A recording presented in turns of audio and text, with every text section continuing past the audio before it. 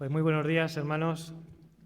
Me alegro de poder esta mañana poder compartir la palabra una vez más con vosotros y os voy a invitar a que tengáis abiertas vuestras Biblias en capítulo 16 de Juan. Capítulo 16 de Juan, donde vamos a estar mirando esta mañana los versículos que van del 1 al 11. Estamos dentro de esta serie de predicaciones que están llevándonos, haciéndonos un recorrido en la última noche de Jesús con sus discípulos en los capítulos 13 al 17. Así que nos detenemos ahora en esta estación y vamos a ver lo que el Señor tiene que decirnos en esta mañana. Pues he titulado esta predicación como el mensaje imparable del Evangelio. Un mensaje, hermanos, que hace ya más de 2000 años empezó a propagarse, ¿verdad?, en este planeta Tierra, a raíz de un grupo pequeño de hombres, un grupo de discípulos que estuvieron con Jesús de Nazaret durante 3 años, pero hombres que eran sencillos, hombres que no tenían apenas formación, no habían ido a ningún seminario, ni habían estudiado con los maestros de judíos, ¿verdad?, de la ley. No, eran hombres sencillos que muchos de ellos de profesión pescador, ¿verdad? Así que así eran. Y además eran hombres que tampoco es que se caracterizaran por ser muy valientes. Cuando leemos los evangelios vemos como en muchas ocasiones el temor les atenaza, ¿verdad?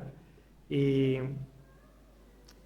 esta misma noche en la que estamos meditando darían una muestra más de ello, cuando dejaron a Jesús solo, ¿verdad?, y corrieron cuando lo arrestaron, ¿no? Temieron también por sus propias vidas.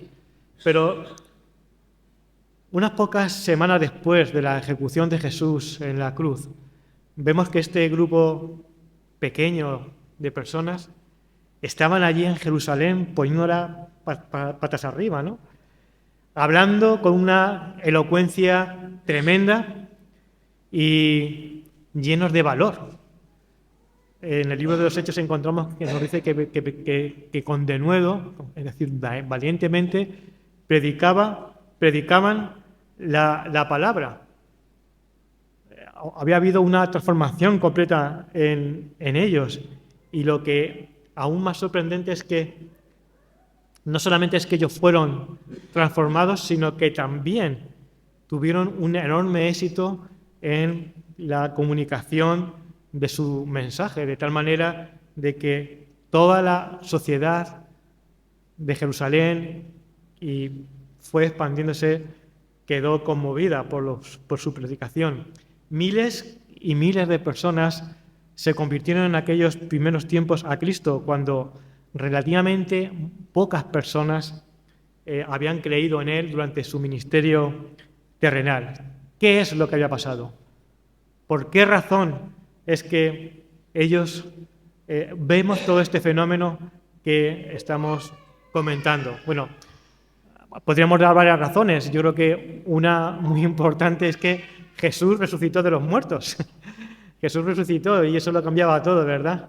Jesús resucitó y ellos fueron testigos de su resurrección. Ellos les vieron resucitados, con lo cual eso les impulsó a seguir adelante en la comunicación del mensaje del reino de Dios. Pero hay una segunda razón, y que esta mañana entraremos más en ella, y es que el Espíritu Santo vino sobre ellos. El Espíritu Santo vino sobre los creyentes, ¿no?, en el día de Pentecostés, y a partir de ese momento el mensaje del Evangelio fue algo imparable. Esto también explica que durante los primeros siglos de la historia de la Iglesia, los 3 primeros que siguieron a la muerte y resurrección de Jesús, el mensaje del Evangelio se propagara por todas las partes del Imperio Romano de una forma arrolladora, aunque lo hizo en medio de una gran oposición y en varios momentos concretos con grandes persecuciones que acabaron con la vida de muchos de nuestros hermanos, los mártires de la Iglesia, ¿verdad?, que murieron en la arena de los circos romanos o crucificados en cruces, pero que no impidió que el mensaje del Evangelio se siguiese propagando más y más. Así que, hermanos, siendo que este mensaje del Evangelio, el mensaje del reino de Dios, las buenas nuevas de salvación se iban a tener que difundir en medio de un ambiente hostil y peligroso, era necesario que Jesús les advirtiera de ello y lo hiciera en este momento, en el momento de su despedida. Estuvimos hablando de esto la anterior ocasión que tuve oportunidad de compartir la palabra con nosotros. Si recordáis, estuvimos viendo el versículo 18 del capítulo 15. Dice: si el mundo os odia, sabed que a mí me ha odiado antes que a vosotros. Si fuerais del mundo, el mundo os amaría como cosa suya. Pero como no pertenecéis al mundo, sino que yo os elegí del mundo, por esto el mundo os aborrece. Recordad lo que os he dicho: el siervo no es mayor que su Señor. Si a mí me han perseguido, también a vosotros os perseguirán. Esto es lo que Jesús les dijo. Y a continuación, en el versículo 1 del capítulo 16, leemos del 1 al 4, y Jesús les dice allí: estas cosas os he hablado para que no tropecéis. Os expulsarán de las sinagogas. Incluso viene el momento en que cualquiera que os mate pensará que rinde servicio a Dios. Y harán esto porque no conocen al Padre ni a mí. Pero os he dicho estas cosas para que cuando llegue el momento os acordáis de que ya os lo había dicho. Esto no os lo dije al principio, porque yo estaba con vosotros. Hasta el momento presente, Jesús no había tratado este tema con ellos. No les había advertido de que esto llegaría a ocurrir. Jesús les dice que no había sido necesario porque Él había estado con ellos hasta ese momento. Es cierto de que el tiempo que habían vivido con Jesús también fue un tiempo de hostilidad, un tiempo de enfrentamiento, especialmente con los líderes religiosos judíos.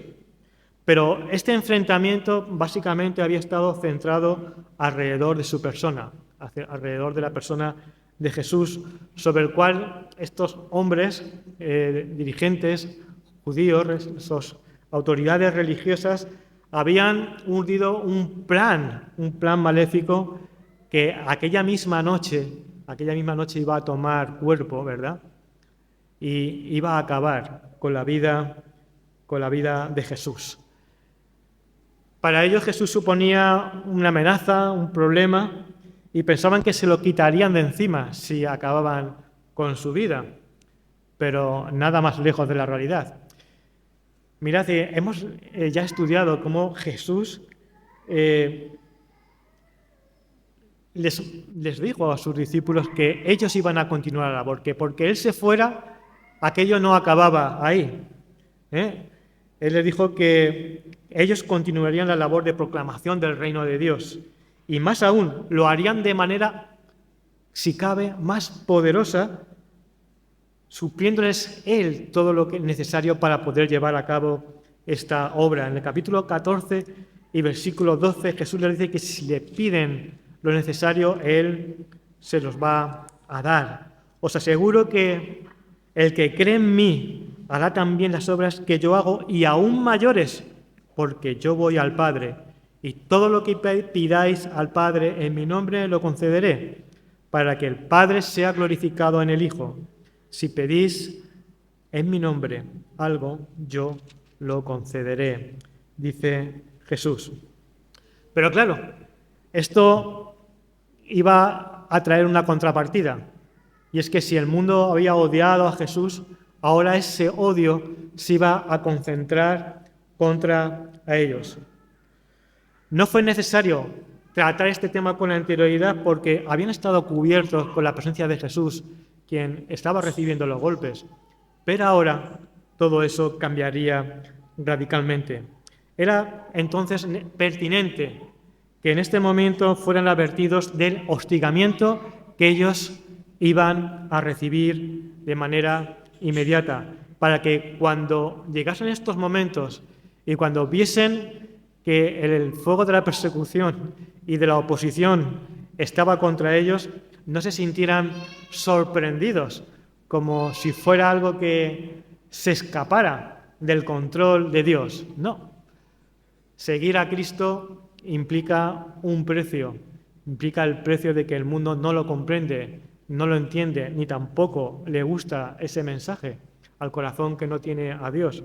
Por lo tanto, esto había que venir y ellos no podían sentirse sorprendidos por ello. Deberían recordar que Jesús les había advertido acerca de ellos. Y la finalidad de esta advertencia es que su fe no se sintiese afectada, que no flaquearan en estos momentos.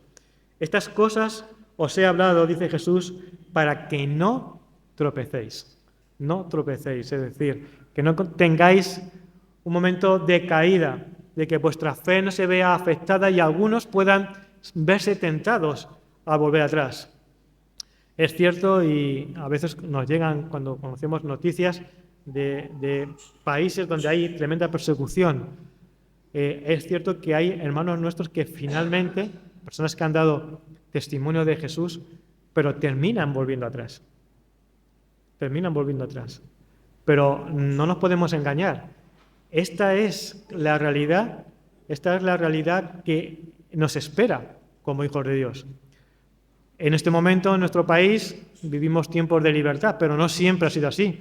No hace tantos años, y algunos de los más mayores que estáis aquí podréis recordar cómo en otros tiempos no tuvimos la libertad que ahora tenemos, aunque ahora también enfrentamos otros tipos de persecuciones que seguramente van a ir en aumento, porque ya nos advierte la palabra del Señor que quiera vivir piadosamente, pues va a sufrir la persecución, va a enfrentarla, ¿verdad? Así que eso, si nos llega, si somos rechazados por familia quizás, por nuestro entorno de amistad, sabéis que este es precio por seguir a Cristo y que eso no nos debe desanimar. Jesús ya nos advirtió acerca de ello y Él también nos cuidará en medio de las circunstancias que tengamos que atravesar. De manera inmediata, Jesús les advirtió de que sufrirían la opresión del fanatismo religioso judío. Y digo fanatismo porque yo así lo veo, a estos líderes religiosos que teóricamente conocían mucho de la palabra del Señor, conocían mucho de las escrituras del Antiguo Testamento, pero dejando a Dios a un lado.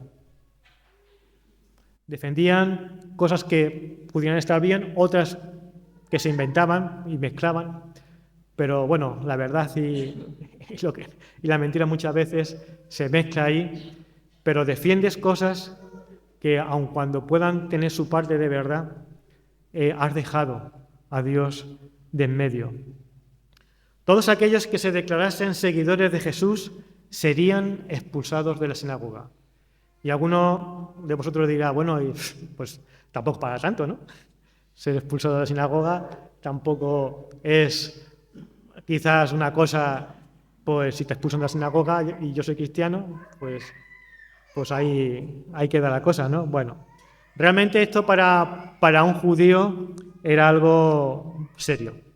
Era algo serio y algo a tener en cuenta. Lo tenía muy en cuenta, porque ser apartado de la sinagoga implicaba ser apartado de los aspectos religiosos, sociales y económicos de la sociedad judía.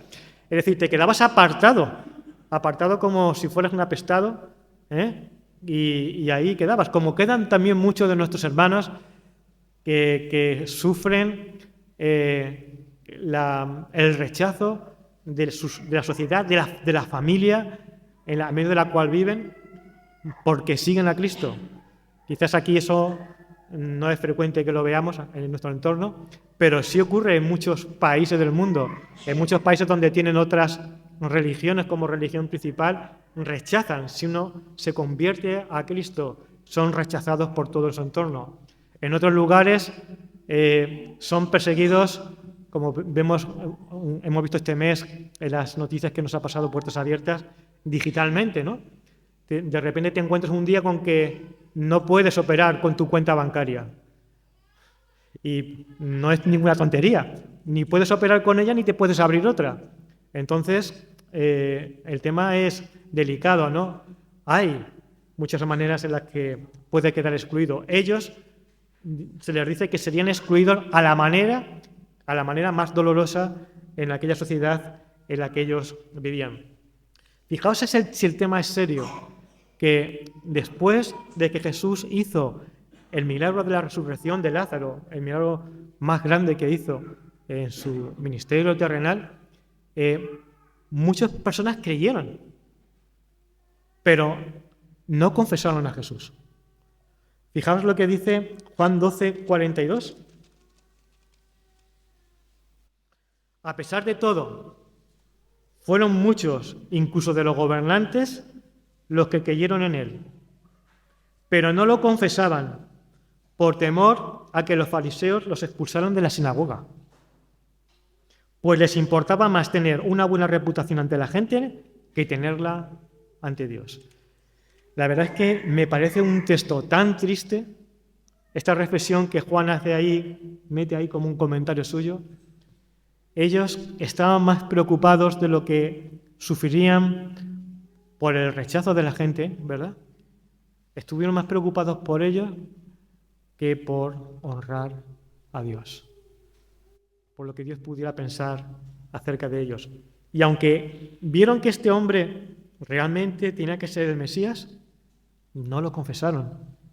Terrible elección la que hicieron, porque les excluyó del reino de Dios.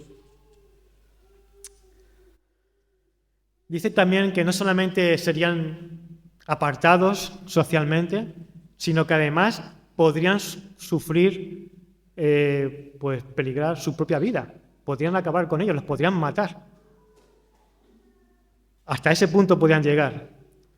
Pero fijaos lo que dice más adelante, que todo esto lo iban a hacer pensando que con ello estaban rindiendo servicio a Dios. Pensar que estás sirviendo servicio a Dios matando, asesinando a otra persona. Esto es terrible. Este es el caso del apóstol Pablo, que él, desde su sinceridad ante Dios, persiguió a la iglesia. Iba buscando, arrastrando, arrebatando a las personas, ¿verdad? Ahí sí fue cuando iba de camino a Damasco, y allí estaba cuando ejecutaron a Esteban. Ahí estuvo guardando sus ropas. Él era también cómplice de lo que allí ocurrió. ¿Cuántas atrocidades se han cometido en el nombre de Dios a lo largo de la historia? ¿Y cuántos hijos de Dios han sufrido a manos incluso de aquellos que se autodenominan a sí mismos como cristianos? No voy a poner ejemplos, pero estoy seguro de que vosotros podréis recordar muchos ejemplos de que esto tristemente ha sido así a lo largo de estos 2000 años de historia, incluso dentro del cristianismo. Y Jesús da la explicación acerca de este comportamiento, de esta manera de obrar. Dice en el versículo 3, porque no conocen al Padre ni a mí. Estos líderes religiosos judíos creían conocer bien las Escrituras, seguramente las leían de manera continua, pero, como os he dicho, teniendo a Dios apartado de su corazón. Y cuando llegó el Mesías, no le reconocieron, o no les interesó reconocerle, aunque él cumplió todo lo que las Escrituras decían acerca de él. Hermanos, no reconocer a Jesús como el apóstol Pablo denominó, como la imagen de Dios, del Dios invisible, como su máxima y más perfecta revelación a la humanidad, como también nos lo aclara el autor de Hebreos en el capítulo 1, es no conocer tampoco al Padre que le envió. El odio que profesaron hacia Jesús implicaba que también le estaban dando la espalda al Padre. Esto fue la consecuencia del fanatismo religioso. Cuidado con ello, porque si alguno, en lugar de ser convertido, es convencido y abraza ciertas posturas teológicas, ciertas cosas que a lo mejor pueden estar incluso bien, pero no tiene a Cristo en su corazón, se puede convertir en un fanático religioso. Y pues lo que puede hacer es daño, no beneficiar, sino causar mal, cometer grandes injusticias en el nombre de Dios. De hecho, es que si el Espíritu Santo no gobierna nuestras vidas, es que no hemos conocido a Dios en absoluto.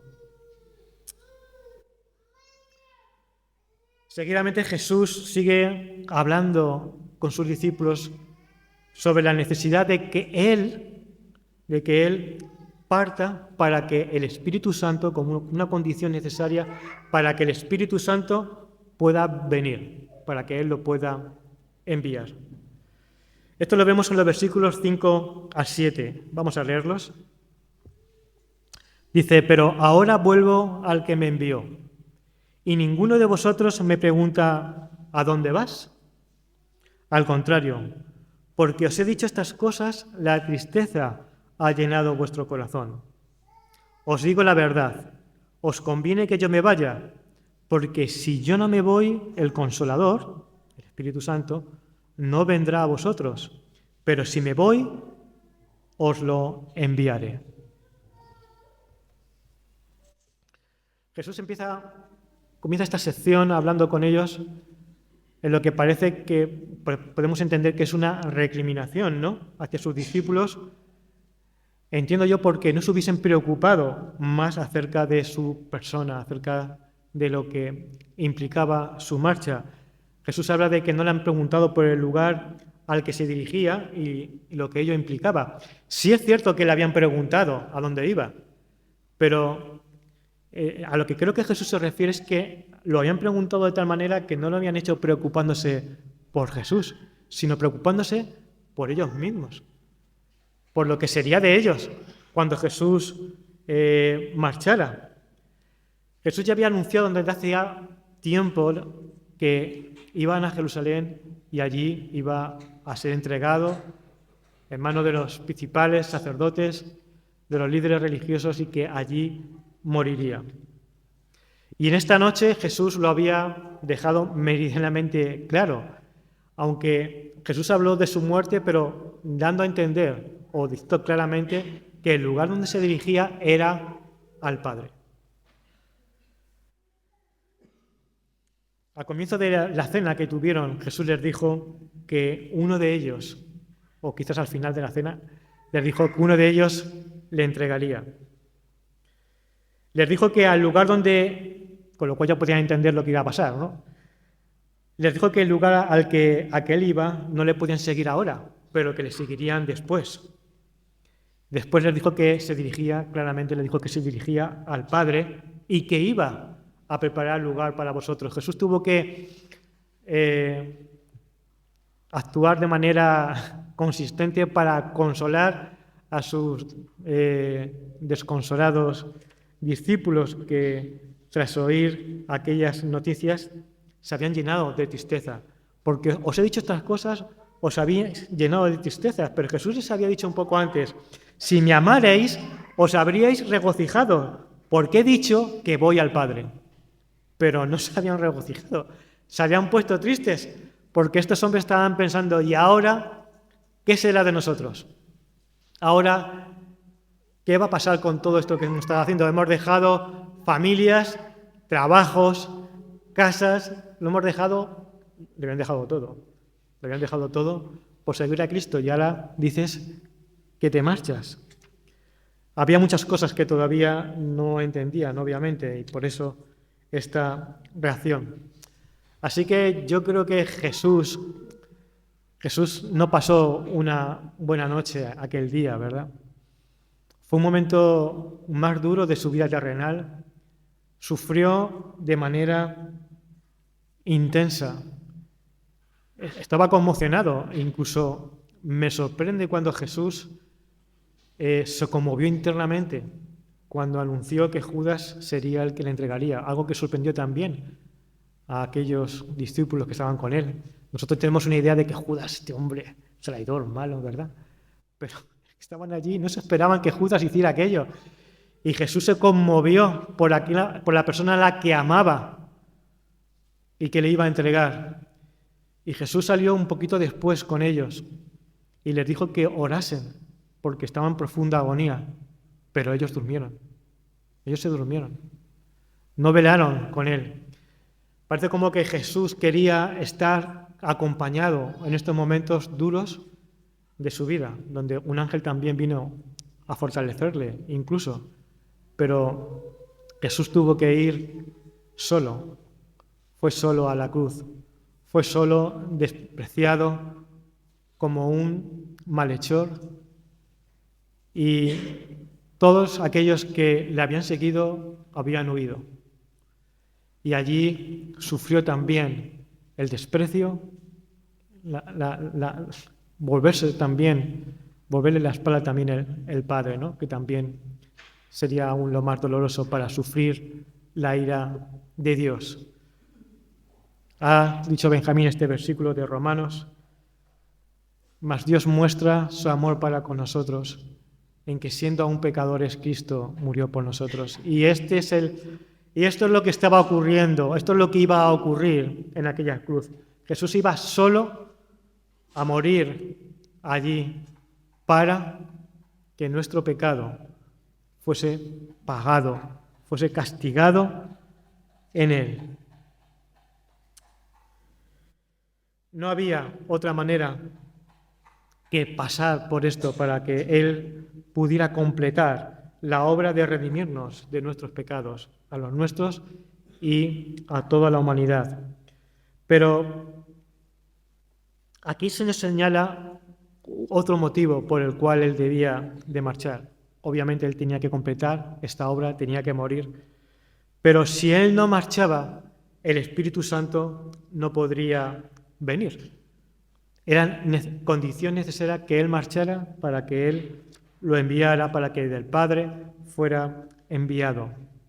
Convenía y era absolutamente necesario que él marchara para que el Consolador tomara su lugar. La obra del Hijo y del Espíritu Santo son complementarias, pero cada uno toma su lugar y su momento. Y aunque es cierto que el texto no nos dice por qué era necesario que Jesús marchase para que el Espíritu Santo pudiera venir. Pero creo que no es muy difícil que nosotros podamos llegar a ver por qué era necesario. Entonces,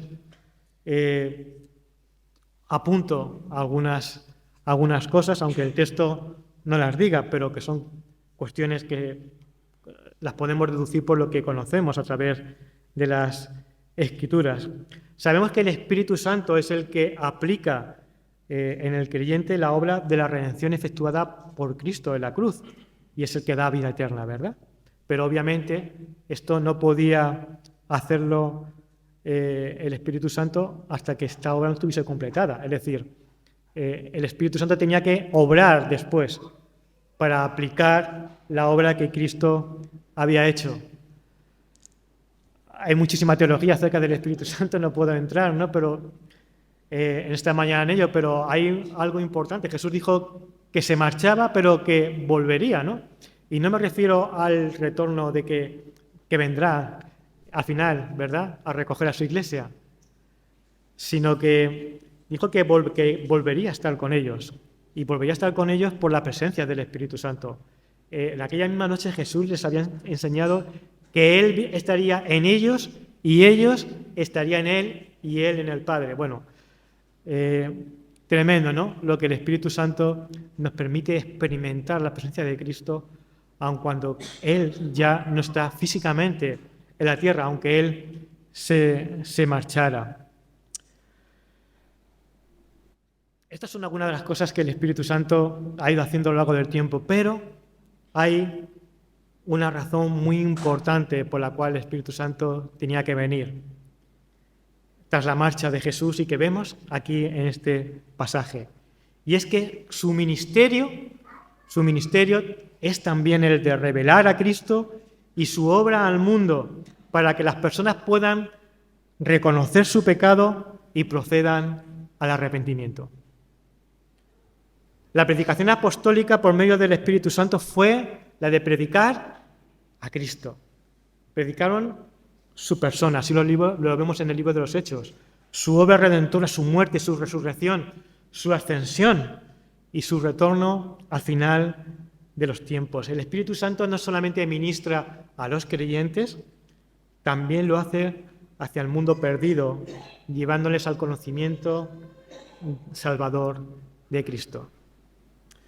El Espíritu Santo es el que ilumina las mentes y los corazones de las personas que están en pecado, el que iluminó nuestro corazón, ¿verdad? También y nuestra mente cuando nosotros estamos también en esa situación antes de venir a Cristo para vencer la resistencia al mensaje del Evangelio y llevarles a los pies de la cruz.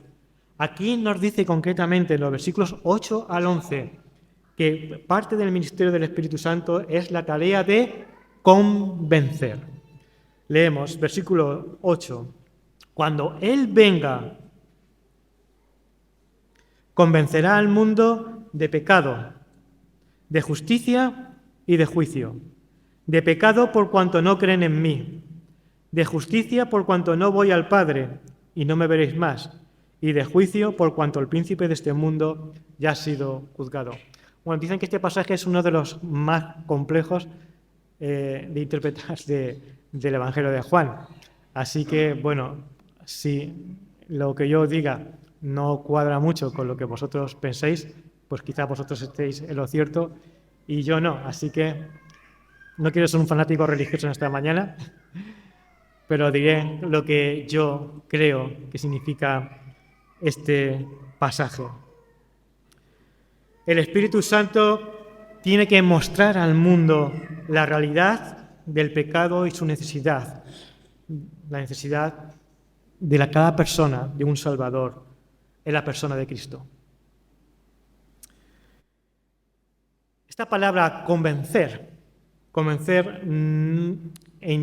yo entiendo que no tiene tanto el sentido, y así lo he visto en varios hermanos que piensan de esta manera, no tiene tanto el sentido de despertar una convicción interior.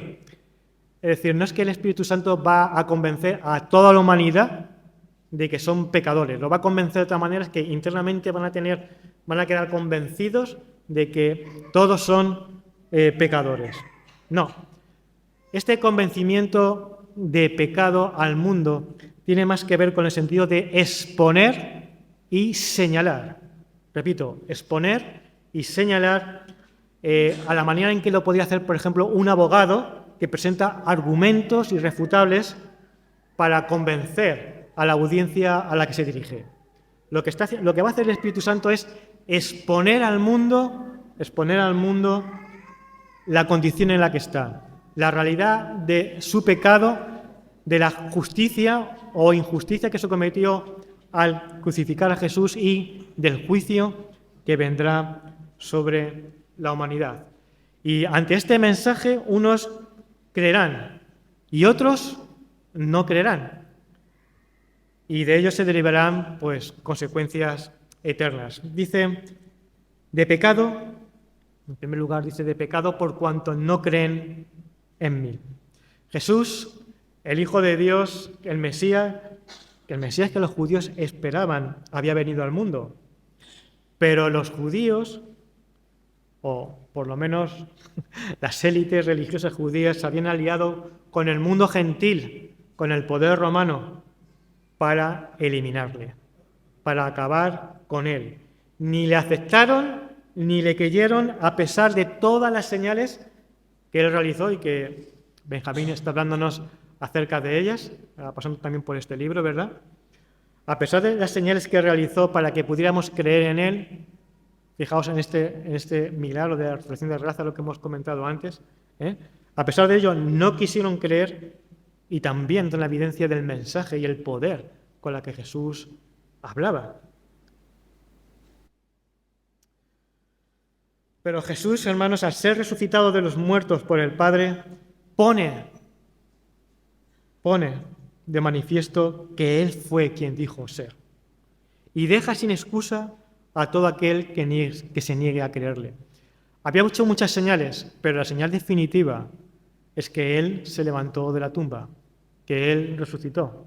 Y esto es algo que todavía a día de hoy tenemos tantas evidencias que podemos estudiar, que podemos investigar, que yo animo a cualquier persona que esté esta mañana aquí y que todavía no ha dado un paso de fe por seguir a Cristo, que indague sobre esta cuestión, sobre las evidencias acerca de la resurrección y qué otras posibles explicaciones puede dar a lo que ocurrió con Jesús.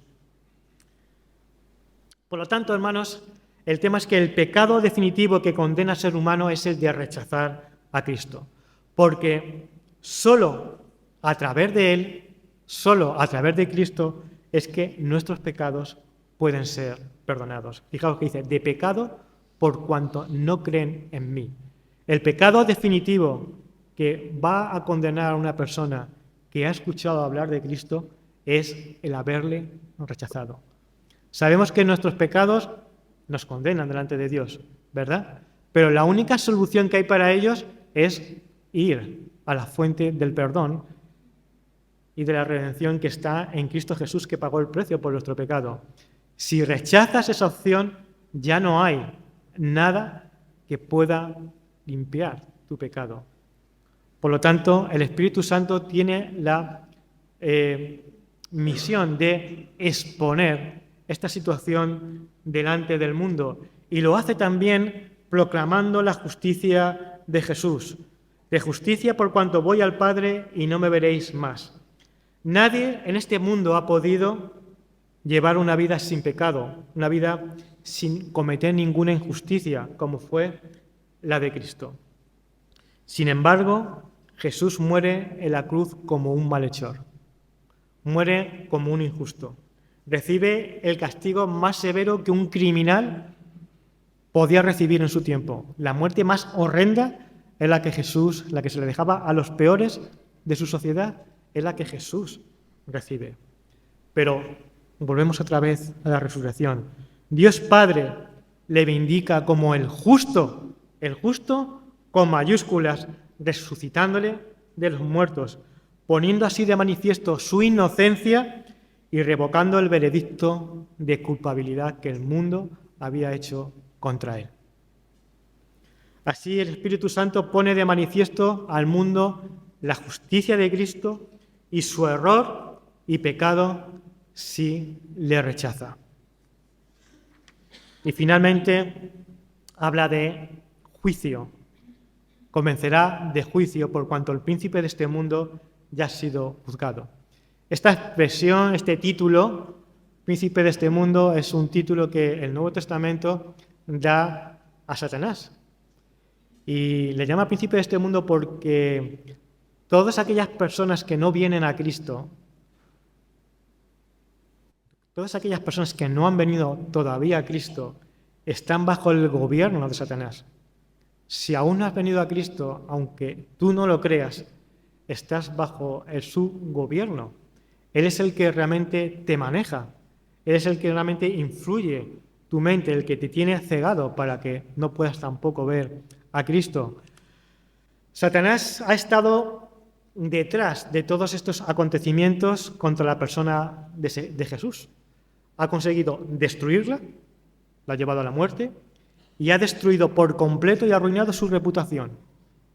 El hombre más justo, el ser humano más justo que ha pasado por este planeta, ha muerto como un criminal. Ha muerto como si hubiese cometido grandes crímenes, cuando pasó su vida haciendo bienes. Su reputación la había destruido completamente. Pero la resurrección de Cristo ha puesto en evidencia lo que parecía ser la gran victoria de Satanás, porque lo que implica realmente es su derrota. Porque Dios puede usar aún las cosas malas que podemos hacer para conseguir sus propósitos. Y aunque Satanás consiguió llevar a Jesús a morir, lo que quizás no podía esperar es lo que no esperaba es lo que ocurrió realmente, y es que eso era parte del plan de Dios. Eso era parte del plan de Dios para redimir al ser humano. Y allí Cristo recibió el castigo de nuestros pecados. Y ahora todo aquel que va a Cristo es arrancado del poder de Satanás, es arrancado de su dominio para pasar al dominio de su reino de luz, como nos habla Colosenses. Somos trasladados al reino de su amado Hijo, al reino de Cristo, al reino de los cielos. Esto es algo que no podría antes ocurrir, pero ahora ya nadie tiene por qué estar bajo el dominio de Satanás, porque nuestros pecados, el precio de nuestros pecados, el acta de los decretos contraria contra nosotros fue clavada en la cruz y Cristo pagó por ellas. Al condenar a Cristo, Satanás se condenó realmente a sí mismo. Y esta sentencia ya está hecha, aunque todavía no se haya ejecutado. Al final de los tiempos, en Apocalipsis 2:10, nos dice que el diablo que los engañaba fue lanzado al lago de fuego y azufre, donde estaban la bestia y el falso profeta, y serán atormentados día y noche por los siglos de los siglos. La sentencia ya está emitida. Y su ejecución pues vendrá más pronto que tarde.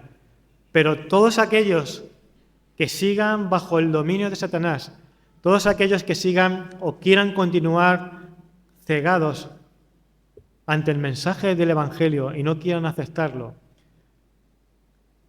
recibirán el mismo juicio que Satanás ha recibido ya. Mirad, aquí tenemos un título. Tenemos una frase. Pone, predicamos a Cristo. Es un título que estuvo en tiempos pasados, en la anterior iglesia, un tiempo que no lo estaba, luego otro tiempo que lo estaba, y lo hemos conservado también aquí en este lugar. Pero es realmente significativo, porque lo que pretendemos es esto, con la ayuda del Espíritu Santo, queremos presentar a Cristo, el mensaje del Evangelio tal y como lo encontramos en su palabra, la Biblia. El mensaje del Evangelio no es un mensaje moralista, no es un mensaje para que tú seas mejor persona, no es un mensaje para que seas mejor ciudadano, aunque todo eso vendrá como consecuencia de recibir a Cristo. Pero esto no es el núcleo de nuestra predicación.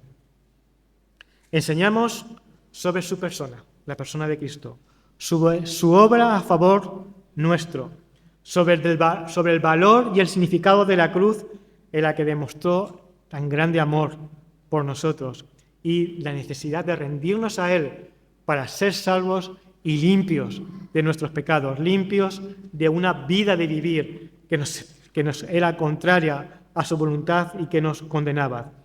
Por lo tanto, hermanos, no hay mayor pecado, o amigo que me estés escuchando en esta mañana, no hay mayor pecado que el de rechazarle, que el de rechazar su oferta, que el de rechazar su sacrificio en la cruz, porque eso te aboca al mismo juicio que recibió el príncipe de este mundo. Así que, ¿qué harás tú con Jesús?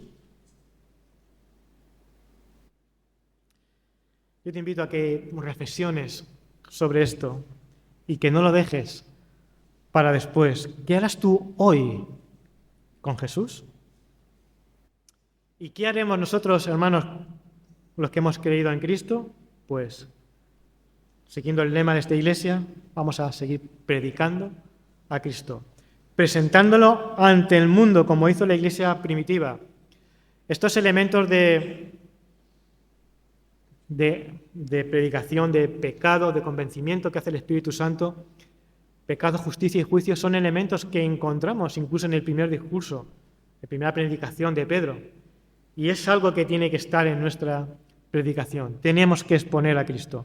Tenemos que seguir hablando de Él, con la ayuda del Espíritu Santo. Millones de personas han creído en Cristo desde que Él vino hace ya 2000 años.